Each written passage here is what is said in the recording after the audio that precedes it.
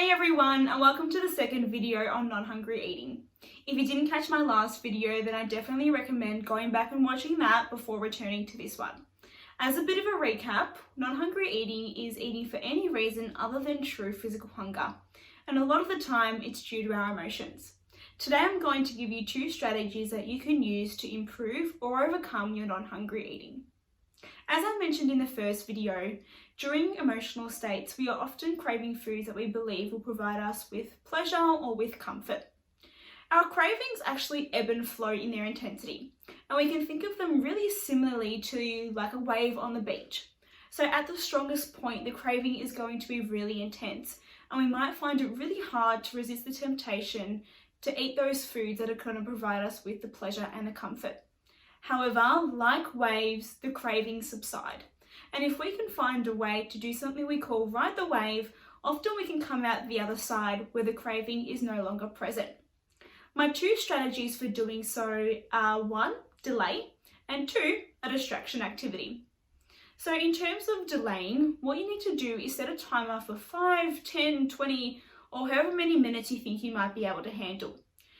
During that time, you might like to do some mindfulness exercises, some breathing exercises, or just chill and relax by yourself. Once that timer has gone off, you can reassess and you can see whether that craving has now subsided. The second one is a distraction activity. This one's pretty simple, and basically you choose something that's going to be able to distract you.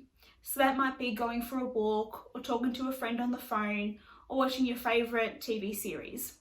After you've completed that distraction activity, again, you can reassess and see whether the craving is still present or not. A lot of the time, once you've done the delay or the distraction activity, the craving's gone and you were able to ride the wave.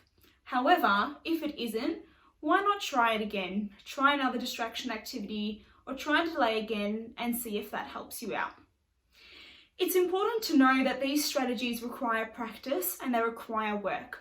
So if these don't work the first, second, or third time you do them, then don't stress, that's completely normal. They do require that practice, and it needs to be something that you're making a habit out of. So see how you go with it. If you've got any questions, then please let me know. As always, if you feel like you need some more individualized advice, then there's always a dietitian out here to help you with for your life. Thank you, bye.